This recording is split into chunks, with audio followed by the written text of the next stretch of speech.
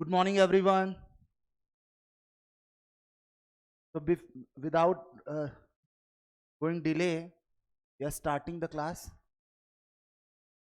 So, in the last lecture, we have discussed about something important concepts. कल सबको पता है कल इवनिंग वाली क्लास हमारी नहीं हो पाई थी, बट मैंने उस क्लास को रिकॉर्ड कर लिया है, राइट? तो अब से जो क्लासेस हमारी छूटेंगी due to internet connection any problem, don't worry about it. हम लोगों ने अभी तक 2 दिन क्लास किया है, मींस 4 स्लॉट्स हम लोगों ने कर लिए. ये सबको क्लियर हो गया? स्लॉट 1, स्लॉट 2, स्लॉट 3, स्लॉट 4, मतलब 2 स्लॉट है, 23rd का, 24th का. आई थिंक आज 25th में है, राइट? तो कहने का मेरा मतलब है, मैं एक यूट्यूब के लिंक जो है वो आपके साथ व्हाट्सएप पर शेयर करूंगा, ठीक है ना? व्हाट्सएप के जो लिंक है वो हम शेयर करेंगे और उस लिंक में आप जाकर क्लिक करके वीडियोस देख सकते हैं. कुछ लोग ऐसे होंगे जिन्होंने फर्स्ट लेक्चर नहीं किया होगा, है ना? पहला स्लॉट का लेक्चर नहीं किया होगा ड्यू टू एनी रीजंस, उन्हें पता नहीं था या वो नहीं जुड़ पाए. तो उन सब के लिए भी है कि वो पुराने लेक्चर्स भी देख सकते हैं, ठीक है? तो हम लोग आज, मैं जैसे लेक्चर एंड होगा तुरंत मैं 4 यूट्यूब लिंक्स आपके साथ शेयर करूंगा डेट वाइज, ठीक है ना?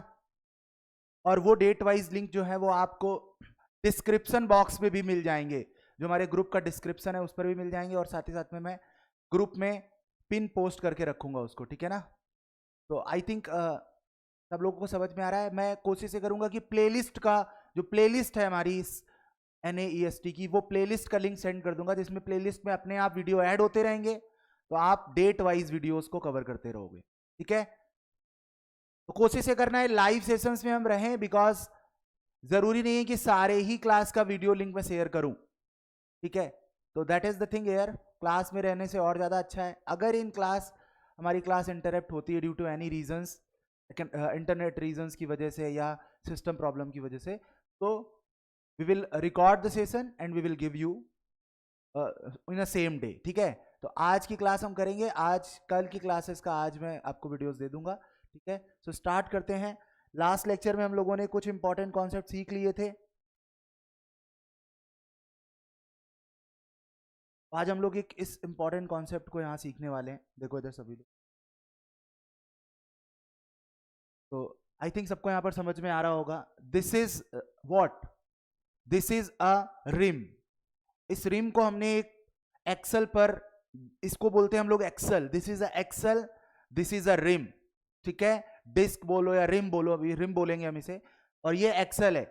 जैसे साइकिल का पहिया होता है ना, उसे रिम बोलते हैं, बट ये सॉलिड रिम है. हर तरफ से इसको प्लास्टिक का सॉलिड रिम बनाया गया है. अब हम इसको देखेंगे, पहले वीडियो को ऑब्जर्व करेंगे, then we have to ask some question with you all. It clear or not? तो सब लोगों को यहां पर हमें समझना है. एक और चीज है, द रूल इज दैट जब मैं मैसेज के लिए बोलूंगा तभी आपको मैसेजेस करने हैं, अदरवाइज आप रिएक्शंस के थ्रू यस और नो में आंसर करोगे, ठीक है ना? चलो स्टार्ट करते हैं. तो आपके सामने इस वीडियो को अगर आप देखोगे तो एक ये वीडियो, इस रिम को हम रोटेट कर रहे हैं, और रोटेट करके हम इस पर एक चौक के टुकड़े को क्या करेंगे, साइड में रखने की कोशिश करेंगे. तो ये अपने आप क्या होगा, बाहर की तरफ, आउटसाइड जो है वो भागता है. देख रहे हो सभी लोग? Whenever we put the chalk on the rim, it is falling outside, मतलब बाहर की तरफ ये जाने की कोशिश करता है, राइट?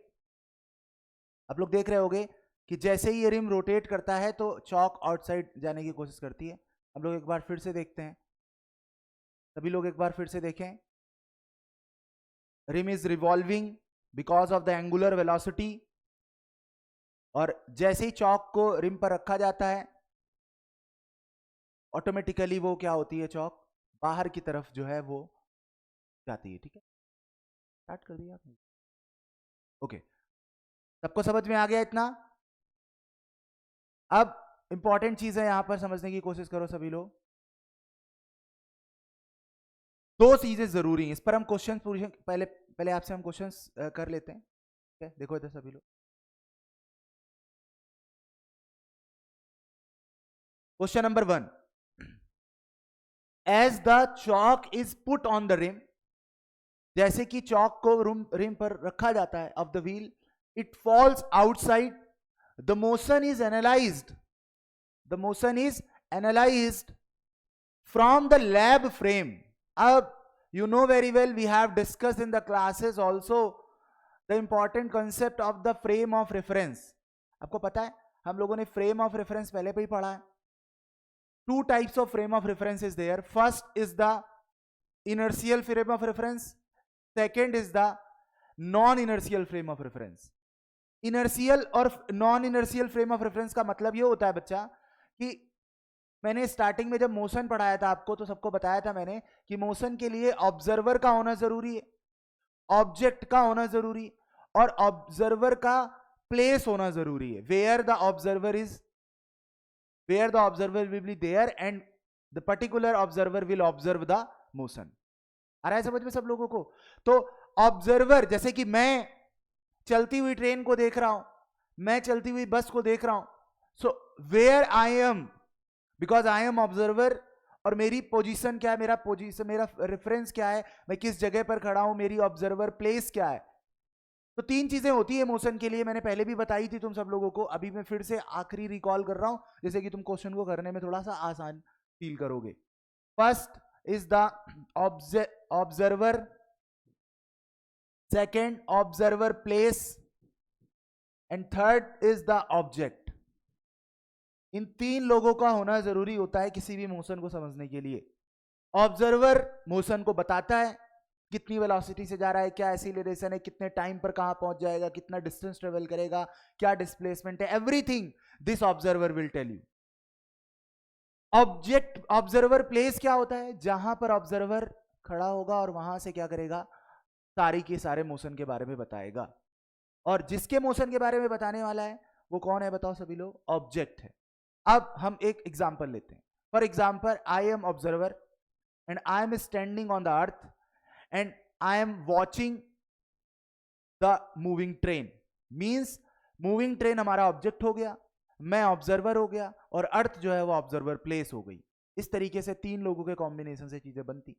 बट ये ऑब्जर्वर का जो प्लेस है ये दो तरह का हो सकता है, एक इनर्शियल और दूसरा नॉन इनर्शियल. एक इनर्शियल हो सकता है और दूसरा नॉन इनर्शियल हो सकता है. इनर्शियल फ्रेम ऑफ रेफरेंस वो फ्रेम ऑफ रेफरेंस होते हैं जो न्यूटन्स लॉज ऑफ मोशन को होल्ड करते हैं और साथ ही साथ में या तो ये फ्रेम ऑफ रेफरेंस रेस्ट पे होंगे और अगर ये मूव कर रहे होंगे तो कांस्टेंट वेलोसिटी से मूव करेंगे. मींस ना तो स्पीड चेंज होगी ना तो डायरेक्शन चेंज होगी. क्लियर है सभी लोगों को? ऐसे फ्रेम ऑफ रेफरेंस को हम लोग बोलते हैं इनर्शियल फ्रेम ऑफ रेफरेंस. और ऐसे फ्रेम ऑफ रेफरेंस जो कि रेस्ट पर नहीं है और मूव भी कर रहे हैं तो एक्सीलरेशन से मूव कर रहे हैं, कांस्टेंट वेलोसिटी से मूव नहीं कर रहे हैं, frame of reference is called as non inertial frame of reference. अब अर्थ हमारा इनर्शियल फ्रेम ऑफ रेफरेंस है. एक बस जा रही है सीधी स्ट्रेट लाइन में जा रही है और सेम स्पीड से जा रही है 20 किलोमीटर पर आवर और उसकी डायरेक्शन भी चेंज नहीं हो रही है, तो वो भी एक इनर्शियल फ्रेम ऑफ रेफरेंस होगा. बट अगर कोई एक झूला है जो घूम रहा है, एक बस है जो एक्सीलरेट कर रही है, एक कार जो है जो एक्सीलरेट कर रही है, राइट, तो ऐसे frame of reference non inertial frame of reference होता है. और रेफरेंस होना बहुत जरूरी है क्योंकि जैसे मैं तुम्हें बताना चाह रहा हूं, ट्रेन में हम बैठे हुए हैं और मेरा दोस्त बैठा हुआ है. अगर हम ट्रेन के अंदर बैठे तो हमें पता चलेगा कि मेरा दोस्त तो मेरे बगल में बैठा हुआ है और वो तो चल ही नहीं रहा है, मतलब मेरे रिस्पेक्ट में मेरा दोस्त रेस्ट पर है, because we both are in inside the train. क्योंकि मेरा फ्रेम ऑफ रेफरेंस ट्रेन है. लेकिन जैसे ही मैं ट्रेन से बाहर आता हूं, प्लेटफॉर्म पर आता हूं और फिर मैं उस पर्सन को देखता हूं तो वो पर्सन रुका हुआ नहीं दिखता है. जैसे जैसे ट्रेन आगे जा रही है वैसे वैसे वो भी आगे जा रहा होता है. तो देखा ना, फ्रेम ऑफ रेफरेंस बदल जाने से ऑब्जेक्ट के मोशन में चेंजेस आ जाते हैं. When I was inside the train, then the person was at rest. When I was outside the train, then person is moving with a speed of train. बताओ यहां तक सबको क्लियर हुआ? Yes और no? बताओ सभी लोग यस और नो?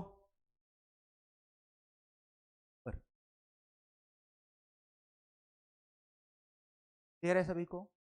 तो यहां तक सबको समझ में आ गया होगा. मैंने चैट बीच सेक्शन में रोक रखी थी बिकॉज अब सब लोग अननेसेसरी के मैसेजेस. ओके, बस ये ध्यान रखना कि सब लोग जब मैं पूछूं तभी रिप्लाई करना है, otherwise don't use the chat section, otherwise we will remove from the class, will get a problem. चलो अब यहां तक समझ में आ गया बच्चे लोग? क्या समझ में आया कि चीजें क्लियर हो गई हैं? अब सब लोग देखिए यहां पर, तो इंपॉर्टेंट चीज हो गई हमारे पास, फ्रेम ऑफ रेफरेंस क्लियर हो गए। अब हम लोग इस सिचुएशन को देखो, जब रिम घूम रहा था तो हम लैब, जिस लैब में हम ये एक्सपेरिमेंट कर रहे हैं उस लैब में अगर हम खड़े हैं तो वो अर्थ ही तो है हमारे लिए। तो लैब का जो फ्रेम है वो इनर्शियल फ्रेम ऑफ रेफरेंस है। बट अगर हम रिम पर बैठ जाएं, मतलब हम अपने हाथ को रिम पर बैठा दें और फिर हम चौक को देखें, मतलब हम चौक को दो तरह से देख सकते हैं। पहले देख सकते हैं हम रिम पर बैठकर, और दूसरे समय पे देख सकते हैं हम ग्राउंड पर खड़े होकर, मतलब लैब के फ्रेम से देख सकते हैं और रिम के फ्रेम से देख सकते हैं। मतलब हम लैब के फ्रेम से देखें या रिम के फ्रेम से देखें, दो अलग अलग फ्रेम ऑफ रेफरेंस है। और हम देख चौक को रहे हैं तो चौक हो गया हमारा ऑब्जेक्ट। क्लियर है सभी लोगों को? और फ्रेम ऑफ रेफरेंस हमारे अलग अलग हो गए, इनर्शियल और नॉन इनर्शियल। यहां तक सबको समझ में आ गया? इस तरह के क्वेश्चंस में हम लोग एक चीज ऑब्जर्व करेंगे। वो क्या ऑब्जर्व करेंगे? देखो सभी लोग कि इस जो हमारा जो क्वेश्चन था, एक अगर इस क्वेश्चन को हम दोबारा से देखते हैं तो हमें पता चलेगा कि if I am here and I am observing the chalk, जो हमने चौक यहां रखी थी, चौक जो हम लोगों ने यहां पर रखी थी, when it is moving, clear है, जब ये घूम रहा था और हमने चौक यहां रखा था तो ये चौक बाहर की तरफ जाती हुई दिखती है सब लोगों को। इट इज मूविंग आउटसाइड, ऐसे बाहर जाती हुई दिख रही है, राइट? हो क्या रहा है बच्चा? ये जो फ्रेम ऑफ रेफरेंस है ये हमारा लैब फ्रेम ऑफ रेफरेंस है। This is the first one case. एक बार अगर हम कहां खड़े हो जाएं बताओ सभी लोग, एक बार अगर हम यहां पर खड़े हो जाएं तो ये हमारा फ्रेम ऑफ रेफरेंस जो है, कौन सा फ्रेम ऑफ रेफरेंस है? रिम फ्रेम ऑफ रेफरेंस है। रिम का हमारा फ्रेम ऑफ रेफरेंस हो गया। दो अलग अलग जगह से जब हम खड़े होकर देखेंगे तो we can analyse which type of forces is acting on the chalk and why chalk is moving outside. इसको भी अपना आंसर बताना है कि चौक आउटसाइड क्यों मूव कर रही है, और इसको भी अपना आंसर बताना है चौक आउटसाइड क्यों मूव कर रही है। लो,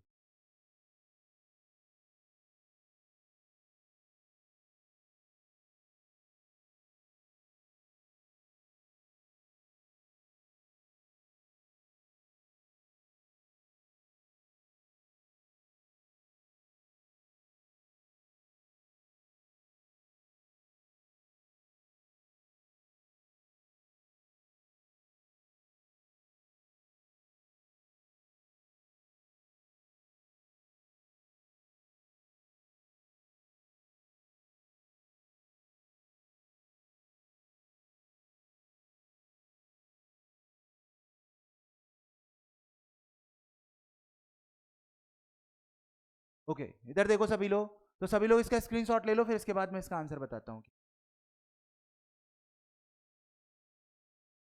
डन?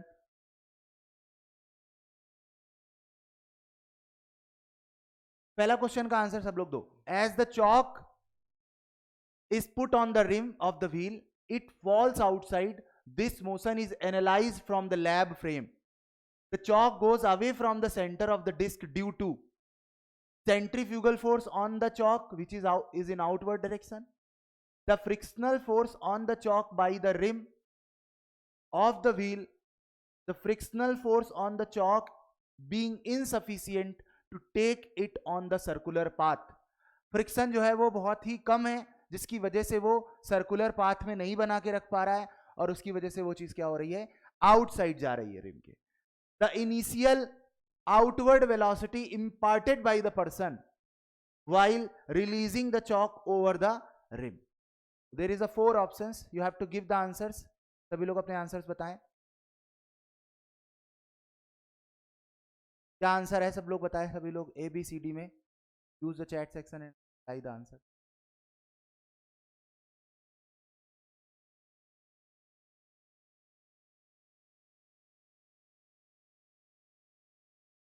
लोग आंसर्स दे रहे हैं।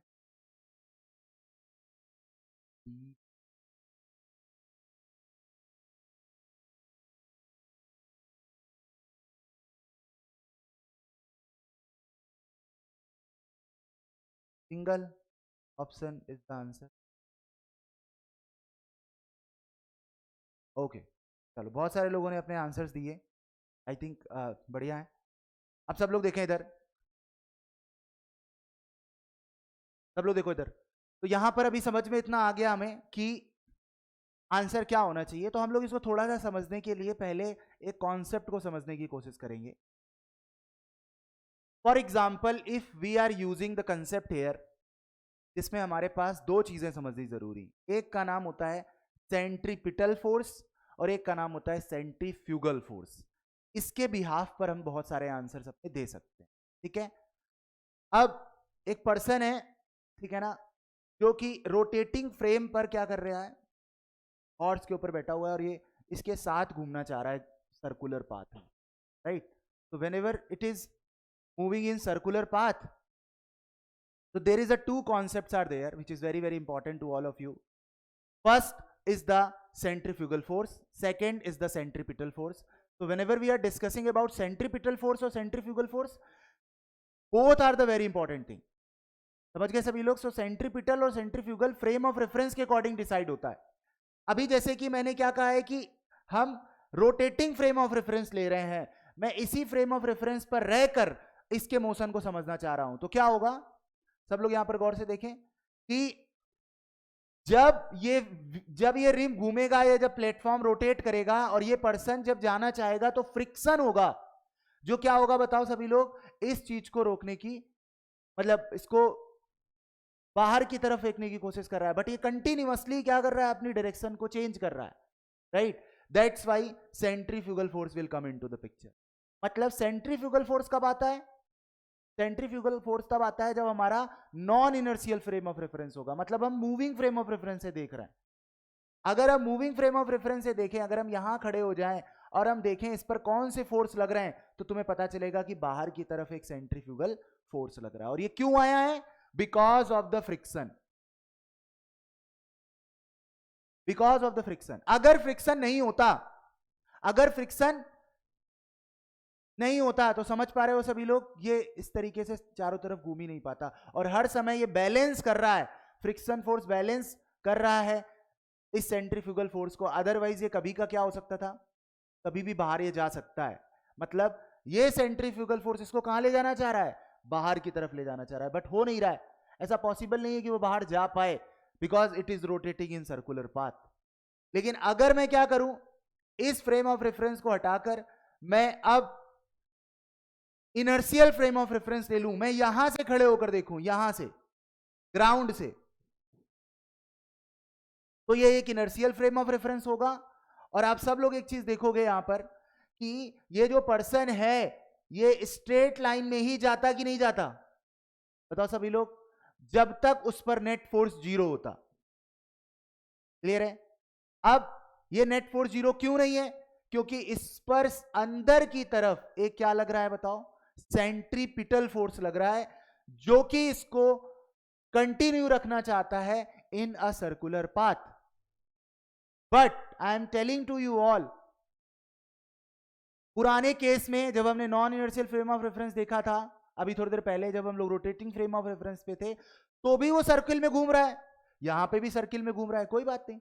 वहां फ्रिक्शन था, वहां कौन था, फ्रिक्शन था, जो कि सफिशिएंट फ्रिक्शन बना पा रहा था वो, और सेंट्रीफ्यूगल फोर्स उसको बैलेंस कर ले रहा था, और वो कंटिन्यूअसली उसी राउंड में घूम रहा था, राइट, उसी के चारों तरफ घूम रहा था, सर्कुलर पाथ पे घूम रहा था वो। लेकिन यहां पर क्या हुआ, यहां पर ये स्ट्रेट लाइन में चला जाएगा अगर सेंट्रीपिटल फोर्स नहीं एक्ट करेगा तो। समझ में आ रहा है सभी लोगों को। और जैसे ही सेंट्रीपिटल फोर्स लगा, तुरंत ये क्या करने लगा, सर्कुलर पाथ में रिवॉल्व करने लगा। बच्चा एक बात सब लोग गौर से सुनो, Newton first law, Newton first law सभी लोग देखें। Newton first law is the first law जो बताया गया था कि if a body is at rest और if a body is moving in a straight line, it will continue their motion. मतलब अगर बॉडी रेस्ट पर है या स्ट्रेट लाइन में जा रही है तो स्ट्रेट लाइन में ही जाती रहेगी। until and unless we are not applying any external force.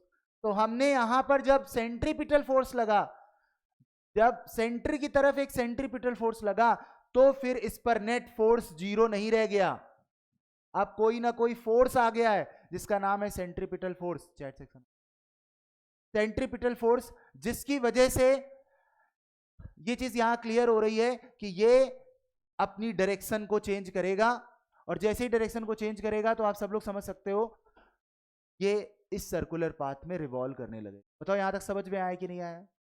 Centripetal force, centripetal force inertial frame of reference में लगेगा और centrifugal force non inertial frame of reference में लगेगा। अगर हम ग्राउंड से खड़े होकर देख रहे हैं तो reason of revolving a thing around the circle path due to the centripetal force. और अगर हम लोग लैब फ्रेम पर ना खड़े होकर कहां खड़े हो जाएं बताओ सभी लोग? रोटेटिंग फ्रेम पर खड़े हो जाएं, तो फिर हम देखेंगे कि वो जो चीज घूम रही है वो सेंट्रीफ्यूगल फोर्स बैलेंस कर रहा है, अदरवाइज वो चीज नहीं घूम पाती, राइट, चारों तरफ। तो सेंट्रीफ्यूगल फोर्स वर्चुअल फोर्स होते हैं जिसका काम केवल पिक्चर में आना होता है due to inertia, you can say, ठीक है। सेंट्रीफ्यूगल फोर्स पिक्चर में आते हैं जब भी कभी भी एक्सीलरेशन वाली सिचुएशन होगी, तो अदरवाइज सेंट्रीपिटल फोर्स आएगा जब हम लोग inertial frame of reference.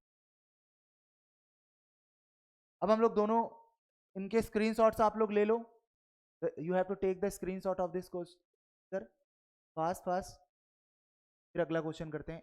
Inertial का ये ले लेना है और नॉन इनर्शियल का ये वाला ले लो, ठीक है ना। तो तुम्हें दोनों में समझ में आ जाएगा। नॉन इनर्शियल वाले में हम लोगों ने देखा कि सेंट्रीफ्यूगल फोर्स है, और इनर्शियल वाले में हम लोगों ने देखा,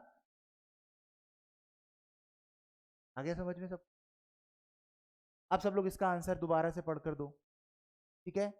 चलो, तो यहां पर हम कौन सा फ्रेम ले रहे हैं? फ्रेम ले रहे हैं हम लोग रोटेटिंग फ्रेम ले रहे हैं। यहां देखो सभी लोग, frame of reference of rotating disc, rotating disc का फ्रेम ऑफ रेफरेंस।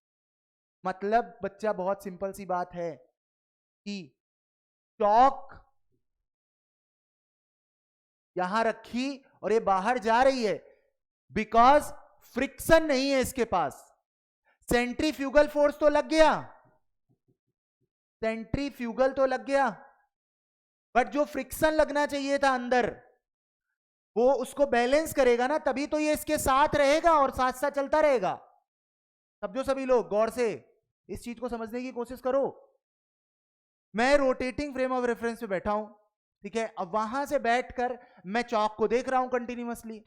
अब because of the rotation centrifugal force तो पिक्चर में आ गया, वो तो इसको लेके जाएगा बाहर, वो तो बाहर लेके जाएगा, लेकिन फ्रिक्शन चौक पर, रिम, जैसे ये चौक है और ये रिम है, अब ये जब घूमेगा तो रिम जो है वो चौक पर अंदर की तरफ, रिम जो है वो चौक पर अंदर की तरफ फ्रिक्शन फोर्स लगाएगा, जिसकी वजह से ये दोनों बराबर अगर हो जाए किसी तरह से, तो ये इसके साथ साथ चलता रहेगा कंटिन्यूअस। सेंट्रीफ्यूगल फोर्स बाहर ले जाने की कोशिश करेगा, फ्रिक्शन अंदर ले जाने की कोशिश करेगा, और हम, सिंपल सी बात है, क्या होंगे बताओ सभी लोग? उसी के साथ साथ मूव करते रहेंगे। हम लोग जब कार में बैठते हैं, किसमें बैठते हैं बताओ सभी लोग? कार में। और कार टर्न लेती है, तो तुमने देखा होगा कि कार के पहिए जो होते हैं, उस पहिए और रोड के बीच में एक फ्रिक्शन फोर्स होता है कि नहीं होता है बताओ सभी लोग? और because when we take a turn, when we take a turn, अगर हम कार में हैं और ये हमारा कार है, राइट, तो जब हम टर्न लेते हैं तो बाहर की तरफ सेंट्रीफ्यूगल फोर्स लगता है और अंदर की तरफ फ्रिक्शन लगता है। अब बात को गौर से समझो, अगर तुम्हारे कार के पहिए जो हैं वो घिस गए, या जो सड़क है वो बहुत ज्यादा स्लिपरी है, मतलब स्लिपरी इन द सेंस कि वेट है, कीचड़ वगैरह है, और तुमने कार को टर्न लेने की कोशिश करी, तो सेंट्रीफ्यूगल तो भाई अपना आएगा। सेंट्रीफ्यूगल फोर्स दो चीज पर डिपेंड करेगा कि कितनी स्पीड से तुमने टर्न लिया, पहली बात, तुम कितना मास लेकर घूमने की कोशिश कर रहे हो, दूसरी बात, और तीसरा, जिस सेंटर से तुमने ये डिस्टेंस बनाई है, कितने बड़े सर्किल में तुम घूम रहे हो, कितनी बड़ी रेडियस में घूम रहे हो, कितनी छोटी रेडियस में घूम रहे हो, इस तीन बात पर डिपेंड करेगा सेंट्रीफ्यूगल फोर्स इसका फॉर्मूला होता है mv²/r। मतलब मास ज्यादा तो फोर्स ज्यादा, वेलोसिटी ज्यादा तो फोर्स ज्यादा, डिस्टेंस कम तो फोर्स ज्यादा। बताओ बात समझ में आई कि नहीं आई सभी लोगों को? सीधे की तरीके सभी लोग यस और नो में आंसर दें। सेंट्रीफ्यूगल फोर्स केवल 3 बातों पे डिपेंड करता है, और वो 3 बातें सबको क्लियर हो गई होंगी। Mass, velocity and distance of rotation, distance of the path where it is revolving. अब बच्चा तुमने तो कहा भाई मैंने तो बड़ी थार ले रखी, बहुत मोटी तगड़ी गाड़ी ले रखी, बहुत मास की गाड़ी ले रखी है। क्लियर है सभी लोगों को? मास की गाड़ी ले रखी है और वेलोसिटी बहुत ज्यादा है, मैं बिल्कुल तेज से शक्तिमान बन के उड़ना चाहता हूं, बिल्कुल है कि नहीं? और कम रेडियस में मैं घूम रहा हूं, बहुत बड़ा सेंट्रीफ्यूगल फोर्स लग बहुत बड़ा सेंट्रीफ्यूगल फोर्स लग रहा है। और तुम्हारे गाड़ी की पहिए कैसे हैं? घिस गए हैं पूरे। समझ में आ रहा है कि नहीं? ये तुम देख ही नहीं रहे हो कि भी भगवान जी ने बारिश कराई थी। क्लियर है ना? सड़क जो है बहुत ज्यादा वेट हो चुकी है, स्लिपरी है। फ्रिक्शन तो अपने हाथ खड़े कर देगा भाई, मेरे पास तो इतनी दम नहीं है कि तुम्हारे इस सेंट्रीफ्यूगल फोर्स को मैं बैलेंस कर पाऊं। अपना तुम देख लो तो पता चलेगा। गाड़ी मुड़ रही थी और गाड़ी स्किड हो गई, गाड़ी स्किड होके वो बाहर बाहर चली जाएगी। हाईवे में तुम गाड़ी मोड़ रहे थे और गाड़ी स्किड हो गई, और स्किड होके वो हाईवे से बाहर निकल गई। समझ रहा है कि नहीं? वो और अगर दरवाजे जो तुम्हारे हैं साइड में, जो विंडो होती है जहां तुम बैठते हो, क्योंकि तुम तो रेस्ट पर थे तो तुम भी बाहर की तरफ जाने की कोशिश करोगे, और अगर विंडो विंडो खुली हुई हुई सही से गेट लॉक नहीं हुआ तो तुम भी गेट से बाहर निकल जाओगे, तुम भी साथ में। सेंट्रीफ्यूगल फोर्स कार को तो अपना टारगेट बना ही रहा था, तुम्हें भी टारगेट बना दिया, तुम्हें भी लेके चला जाएगा। यार आएगी नहीं यार? यस और नो बताओ, यहां तक सबको समझ में आ रहा है? सेंट्रीफ्यूगल फोर्स को बैलेंस करता है friction force, but centrifugal force picture में तब आता है जब हम non inertial frame of reference में। और अगर कभी ऐसा हो जाए कि सेंट्रीफ्यूगल फोर्स की वैल्यू बहुत ज्यादा है और फ्रिक्शन कम है, फ्रिक्शन पर्याप्त नहीं है, तो कोई भी चीज उसके साथ साथ घूम ही नहीं सकती है। चौक को समझना मेरी बात को, मैं अगर यही चीज ऐसे करूं, बिल्कुल गौर से समझो सभी लोग, मैंने क्या किया?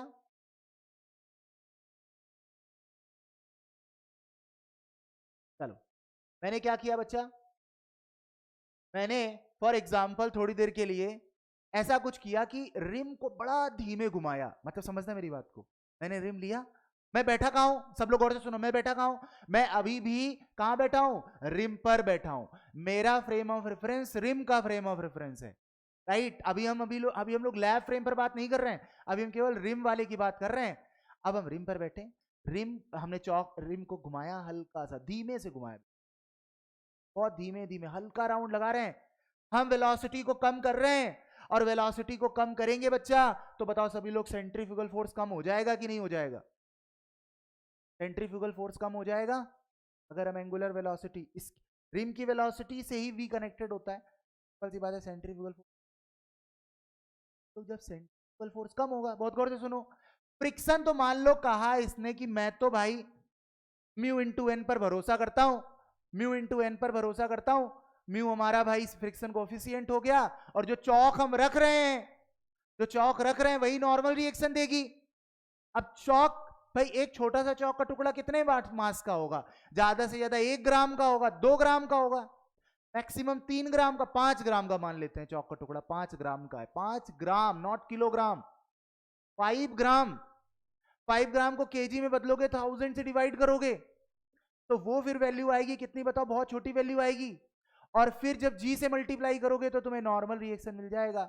और म्यू 0.2 0.3 कैसा रफ सरफेस है? बताओ ये फोर्स बहुत छोटा ही तो होगा ना भाई। 10 हो जाए तो बहुत बड़ी बात है, फ्रिक्शन फोर्स 10 हो जाए तो बहुत बड़ी बात है 10 फोर्स। मैं एग्जाम्पल करके तरीके करके दिखाता हूं। एम की वैल्यू है, अगर मान लो 1 ग्राम का होता है तो समझ रहे हो ना, 1 ग्राम डिवाइडेड बाई 1000 करोगे तो 0.0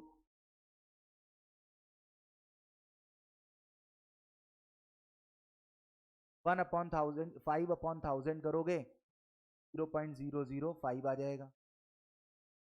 अब इसमें तुमने 10 से मल्टीप्लाई कर दो, क्योंकि जी का मल्टीप्लाई करेंगे तो ये हमारा नॉर्मल रिएक्शन आएगा, तो इसकी वैल्यू आ जाएगी, तो करोगे 0.05 आ जाएगा। और उसको फिर फ्रिक्शन निकालने के लिए 0.05 में तुमने फ्रिक्शन कोफिशिएंट मान लिया, मान लो 0.2 फ्रिक्शन कोफिशिएंट है, तो इसके हिसाब से 10 आ गया और 3 डेसिमल पर जाकर देख रहे हो ना 0.01 आ रहा है। यहां तक सबको समझ में आ रहा है क्या बच्चा? 0.01 के समथिंग आ रहा है फ्रिक्शन फोर्स। मैं एक जनरल कैलकुलेशन कर रहा हूं, माइंडसेट कैलकुलेशन कर रहा हूं, ऐसा होगा, इतना भारी होगा, इतना मास होगा। 0.01 का फ्रिक्शन है भाई। और mv स्क्वायर आर, तुम सोच ही सकते हो, वो वैल्यू अगर 0.01 से ज्यादा हो गई तो चौक को लेके चला जाएगा वो बाहर, और तुम फ्रेम पर बैठे बैठे देखते रहोगे, ताकते रहोगे कि यार चौक तो जा रही है, जा रही है, जा रही है, चली गई। यार यस और नो? तुम फ्रेम पर बैठे बैठे चौक को देखते रहे और चौक को सेंट्रीफ्यूगल फोर्स लेके फुर्र हो गया। समझ में आ रहा है कि नहीं सभी लोगों? और फ्रिक्शन कुछ नहीं कर पाया। आ रहा है समझ में सब लोगों? फ्रिक्शन चाहता है कि वो ना ले जाए, वो साथ साथ घूमे, रिम के साथ साथ घूमे, रिम के साथ साथ चौक घूमे, बट कैसे घूमे भाई? फ्रिक्शन ने हाथ खड़े कर दिए, फ्रिक्शन के पास वैल्यू नहीं। वो भी क्या करे? वो भी क्या करे? उसके पास दो ही चीजें हैं, पहली नॉर्मल रिएक्शन और दूसरी friction coefficient. Friction coefficient fix है, नॉर्मल रिएक्शन भी फिक्स है।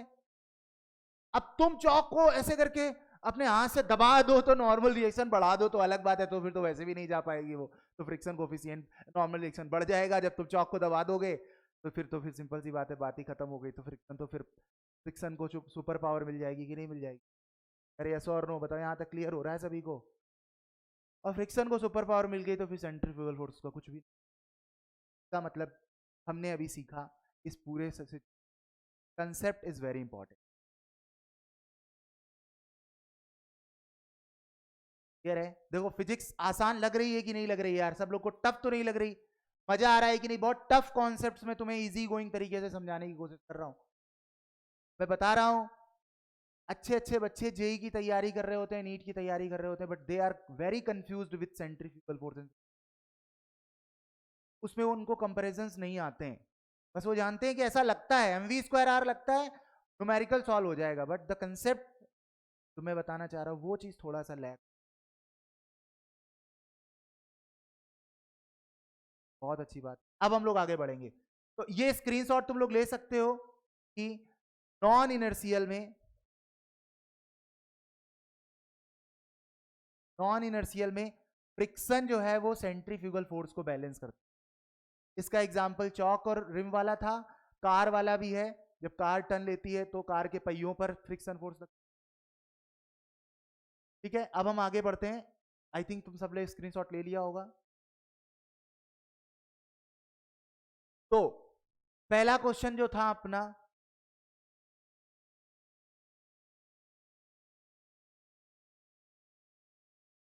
Centrifugal force on the chalk which is in outward direction. अब देखो यहां से एक क्वेश्चन आता है, पहला ऑप्शन कह रहा है कि भाई चौक जो है ना वो रिम से बाहर जा रही है क्योंकि सेंट्रीफ्यूगल फोर्स लग रहा है। अरे भाई जरूरी थोड़ी नहीं है, जरूरी थोड़ी नहीं है।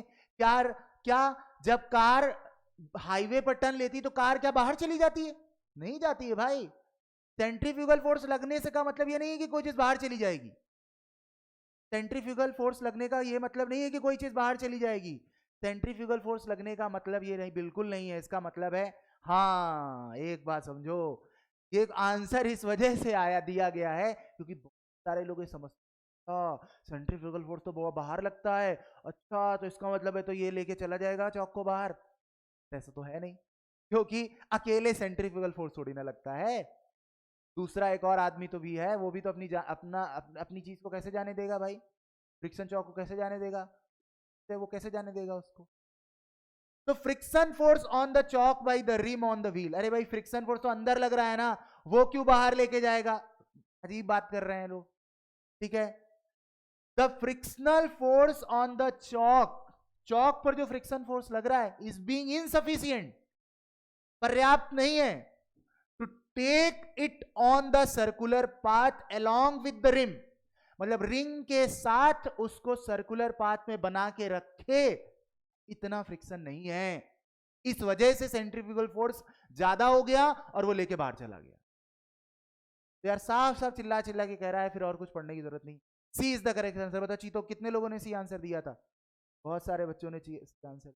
वेरी वेरी गुड, आ गई सब। ये कुछ कह रहा है इनिशियल आउटवर्ड वेलोसिटी इंपॉर्टेंट, ऐसा नहीं है। कि वो पर्सन का यहाँ कोई रोल ही नहीं, पर्सन ने तो चौक को छोड़कर हाथ हटा लिया अपना, उसका कोई काम नहीं है। ठीक है, चलो यहाँ तक सब कुछ समझ में आ गया, इसका सी आंसर सही है। नेक्स्ट क्वेश्चन देखो सभी लोग, give the correct answer of this question all.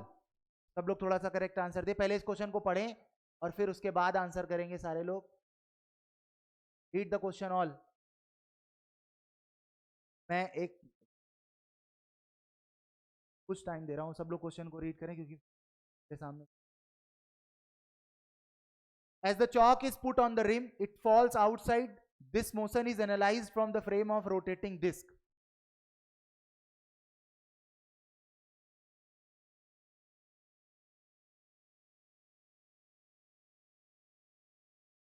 The chalk goes away from the center of disc due to centrifugal force on the chalk, which is outward.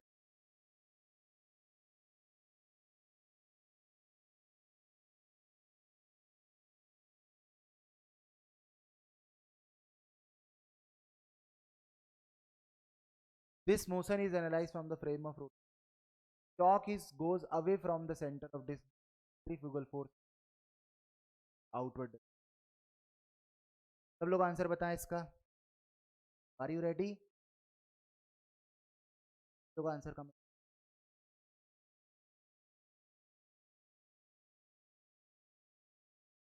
तो चौक जो है वो जैसे ही हम रिम पर रखते हैं ये बाहर की तरफ जाती है। अगर हम इसको रोटेटिंग डिस्क से देख रहे हैं तो the chalk goes away from the centre of disc due to centrifugal force on the chalk which is outward direction.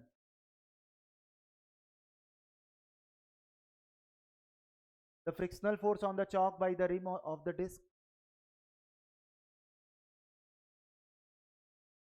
Frictional force by the chalk on the rim, which is outward component.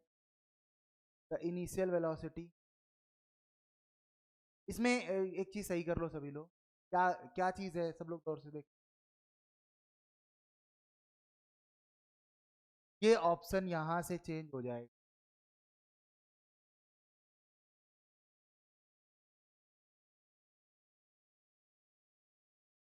कहां से option A है, ये B है,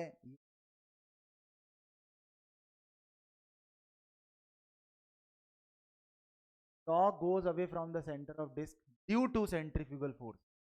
answer कौन सा सही होगा बताओ सभी लोग। सेंट्रीफ्यूगल फोर्स की वजह से क्या हो रही है, बाहर जा रही है चौक, राइट। रीजन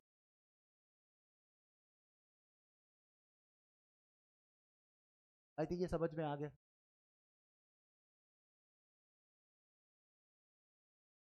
अब हम लोग कुछ इंपॉर्टेंट कॉन्सेप्ट्स के बारे में बात तो हम लोग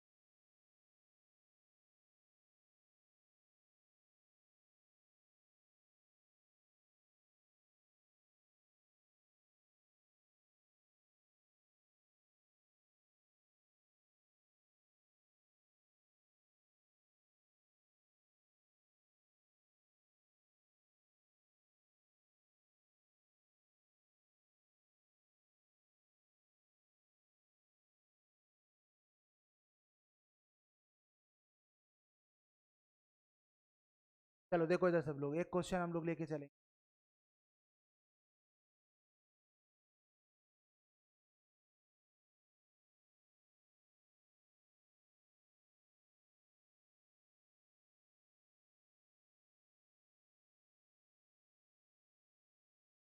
बेटा 1 मिनट।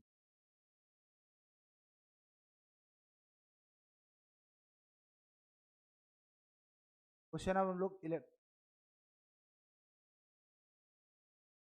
काम वाले सेशन में हम लोग इलेक्ट्रिसिटी वाले करा देंगे, अब ये कर लेते क्योंकि ये ऑलरेडी मैंने एक बार तुम्हें पढ़ाया भी है आर्किमिडीज, राइट। एक और चीज सब लोग सुने, मैंने एक क्वेश्चन जो है तुम लोगों को ऑलरेडी दिया था।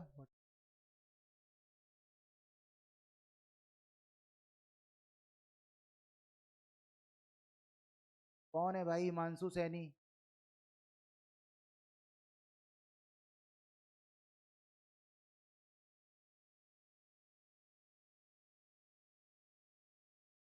देखो इधर सभी लोग,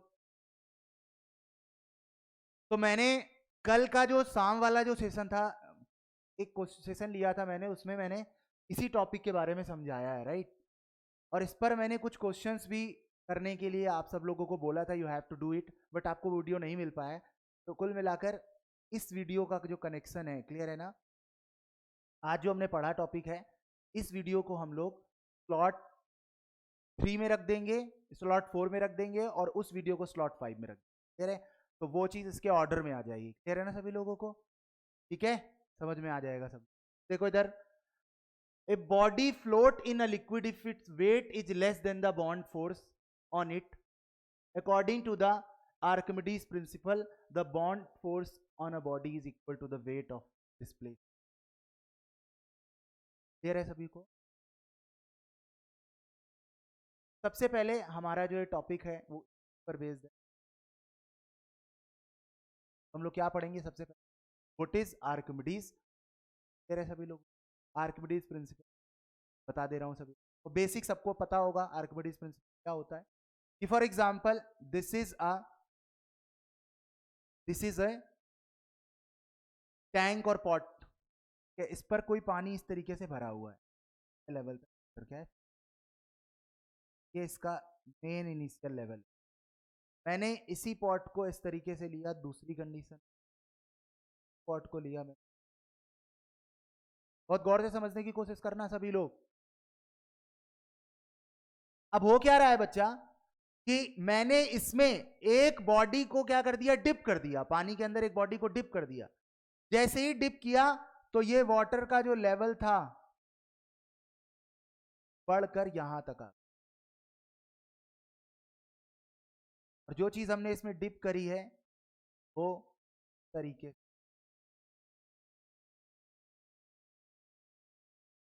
क्या सभी को? हाफ डिप हो गई है और हाफ जो है वो डिप नहीं हुई है, तैर रही है, फ्लोटिंग कंडीशन है, ये फ्लोट हो रहा है, फ्लोट हो रहा है ये ऑब्जेक्ट, आधा डूब गया आधा नहीं डूबा। अब सब लोग यहां पर समझे कि जब ये आधा डूब जाता है तो उस आधे डूब जाने की वजह से, आधा क्यों डूबता है ये बात को समझने की जरूरत है सभी लोगों को। इस वजह से डूबता है आधा, बिकॉज तुम्हें पता है कि जब ब्लॉक जो क्या करेगा, वाटर में अपना स्पेस बनाएगा, तो उसे वाटर को कुछ क्या करना पड़ेगा, हटाना पड़ेगा अपनी जगह से। और जब वाटर को हटाएगा तो फिर सिंपल सी बात है, वाटर को कहीं तो जाना पड़ेगा ना। तो पहला रास्ता क्या है कि हम इस टैंक को थोड़ा बड़ा बना के रखें, जिससे क्या हो कि पानी जो है एक लेवल ऊपर हाइट पर राइज हो जाए। तो जो ये वाटर का लेवल राइज हुआ है, this is the water level which is rise due to the submerged of the body, but यहां partially submerged है। कैसे बताओ है?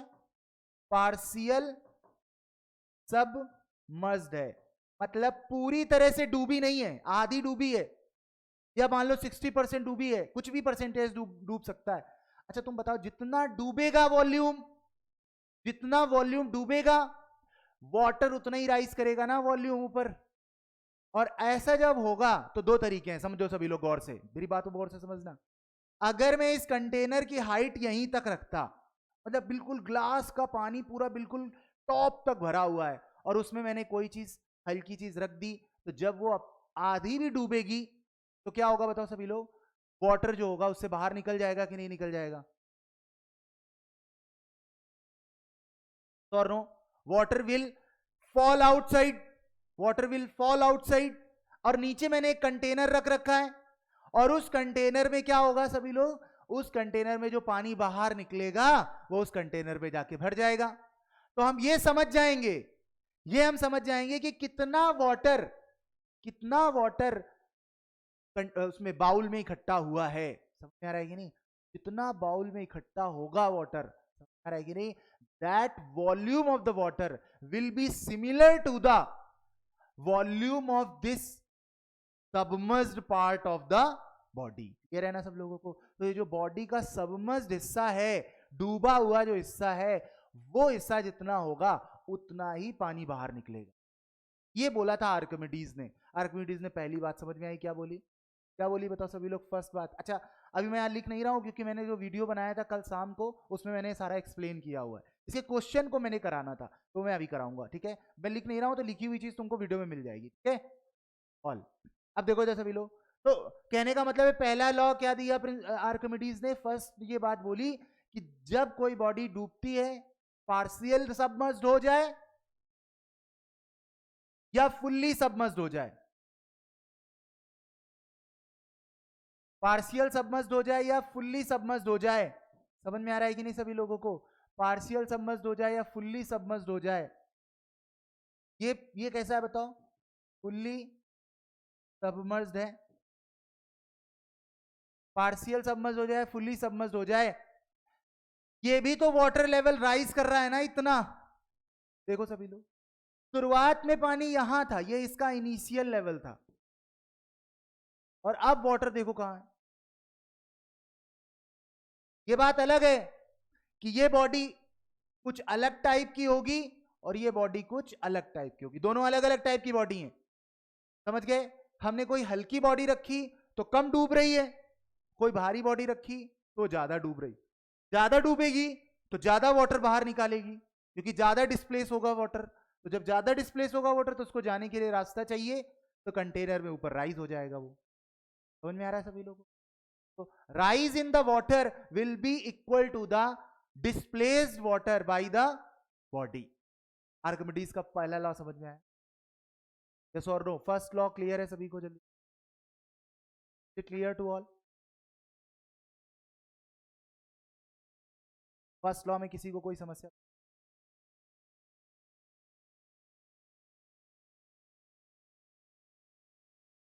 फर्स्ट लॉ सबको समझ में। अब बात करते हैं हम लोग सेकेंड लॉ की, सेकेंड बात जो बोली, ठीक है मैं एक बार और एक्सप्लेन कर दूं। अच्छा देखो सब लोग कैसे समझो, तो बिल्कुल आसान भाषा में समझो, तो एक ग्लास का पानी है तुम्हारे पास, एक ग्लास है जिसमें फुल वाटर फिल है, अब हमने उस ग्लास में क्या किया बताओ, एक कोई बॉल डाल दी, ठीक है ना, बॉल जैसे ही डालोगे तो बॉल डूबेगी, हो सकता है आधी डूब कर तैरने लगे और हो सकता है पूरी डूब जाए, आधी डूब कर अगर तैर रही है, फ्लोट हो रही है, तो तुम समझो सब लोग यहाँ पर, जब वो फ्लोट होगा आधा डूबेगा तो पानी को उसे हटाना पड़ेगा ना अपनी जगह बनाने के लिए, क्योंकि वाटर तो पूरा फिल था, तो जैसे ही वो अपनी जगह बनाएगा उतनी जगह का पानी हटेगा वहां से, समझ रहे हो ना सभी लोग। और जब उतनी जगह का, भाई सिंपल सी बात है, ट्रेन में तुम सफर कर रहे थे, बस में सफर कर रहे थे, पूरी सीट फुल थी और तुम्हें बैठना है, तुमने कसम खाई हुई है, तो तुम क्या करोगे, पहले तो किसी के बाल पकड़ोगे और ऐसे करके उसको बाहर हटाओगे और फिर उसकी जगह बैठ जाओगे, नहीं होता राइट। तो कहने का मेरा मतलब ये हुआ कि तुम्हें उसकी जगह हटानी पड़ेगी और तुम्हें अपनी जगह लगा बैठा, फिर उसकी जगह बैठोगे तुम।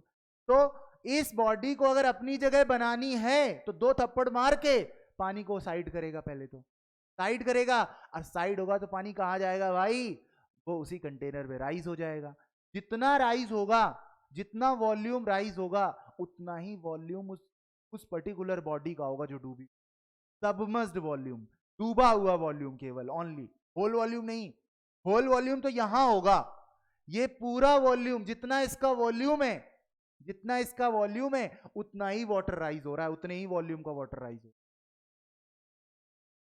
मतलब कहने का सिंपल सी बात है, अगर हम इस वाटर को, जितना वाटर राइज हुआ है, अगर हम इसको इकट्ठा कर लें एक जगह पर और उसको मेजरिंग सिलेंडर्स आते हैं जिसमें तरीके से, तुमने देखा होगा ना जब डॉक्टर कहते हैं कि 2 ml का क्या कर लेना बताओ, सिरप पी लेना, डॉक्टर जब कहते हैं जब खांसी जुकाम हो जाता है सिरप पीने के लिए कहते हैं, तो जो ढक्कन होता है तुमने देखा होगा उसमें इस तरीके से लाइंस बनी होती हैं और वो 2 ml है, 3 ml है, 5 ml है, कितना मिलीलीटर वॉल्यूम होता है, तो उतने मिलीलीटर तुमने सिरप पी लिया, तो वो मिलीलीटर वॉल्यूम अगर इसी तरीके का हमारा कोई बड़ा कंटेनर हो, एक ये और इससे बड़ा एक कंटेनर है जिसे मेजरिंग सिलेंडर कहते हैं, और अगर पानी को उसमें हम गिरा दें, पानी को चढ़ने ना दें, उसको गिरा दें अगर हम, या अगर ये खुद में एक सिलेंडर है और इसमें काउंटिंग अगर है, कुल मिला के हमें वॉल्यूम काउंट करना है, वॉल्यूम मेजर करना है बड़े आसानी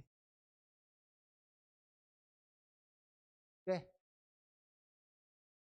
क्लियर और नॉट, चलो यहां तक समझ में आ गया, बहुत गौर से सुनो, कोई भी कमेंट यूज नहीं करेगा, फिर इसी वजह से फिर मैं दिक्कत होती क्लास के अंदर, right. Maintain the discipline. First important चीज यहाँ पर सब लोग समझें। देखो मैं खुद कोशिश करता हूँ कि तुम्हें अच्छे से समझाऊं और कंसेप्ट क्लियर करूँ और साथ ही साथ में तुम अच्छा भी लगे। ठीक, मैं मानता हूँ कि तुम लोगों को जब हो जाता है तो लेवल पे आउट करना भी ऐसे ही समझ लो बेटा, तुम्हें भी मैं ऐसे ही बाहर हटा दूंगा अपनी जगह बनाने के लिए। समझ में है कि नहीं? तो ऐसे थॉट आने लगते, लेकिन अब हम वर्चुअल में हैं। क्लासरूम में होते तो उंगली करके या ऐसे करके कह देते कि नहीं कह देते, उसको चिढ़ा देते। लेकिन अभी क्या है कि अभी मैसेज करके ही काम चल जाता है ना। बट इससे होता क्या है कि क्लास जो है वो डिस्टर्ब होती है। देखो इधर सभी लोग, मैं समझ सकता हूँ तुम्हारे दर्द समझ।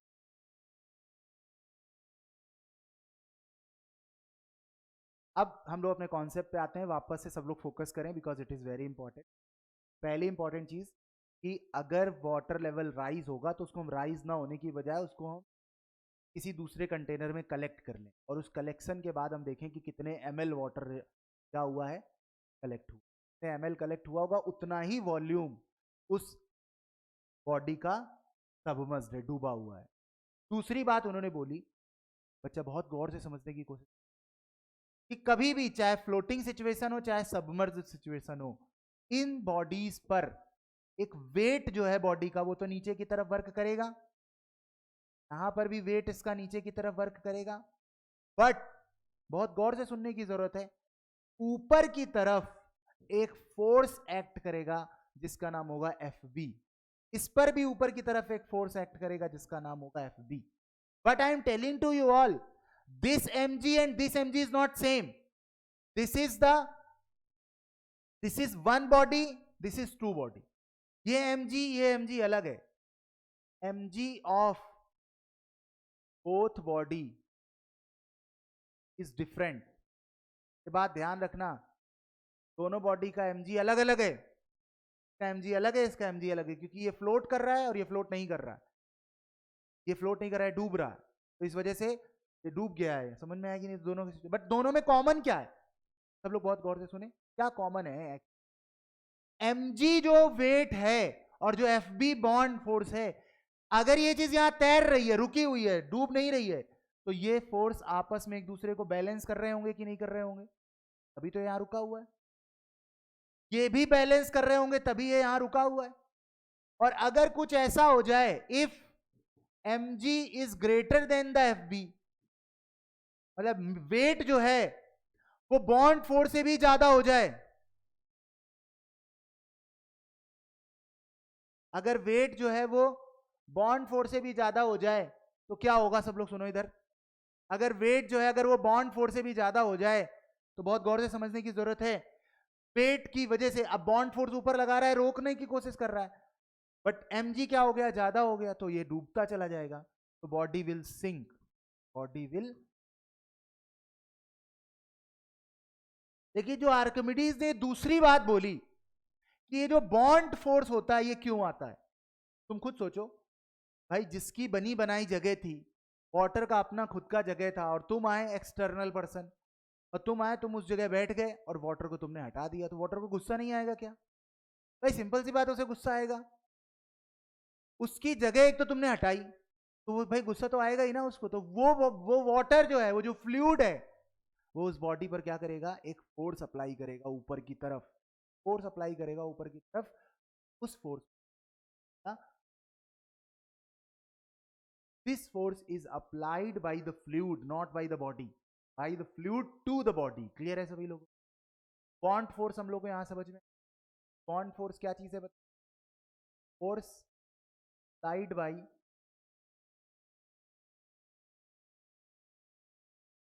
Force applied by fluid to, आ रहा है कि नहीं सभी? तो डूबी हुई बॉडी, उस पर फोर्स अप्लाई होता है, वो भी अपवर्ड। कैसा होता है? अपवर्ड। और इसी को बोलते हैं हम अप थ्रस्ट भी बोलते हैं, अप थ्रस्ट भी इसको बोला जाता है, राइट? अप थ्रस्ट भी बोल सकते हो। It is an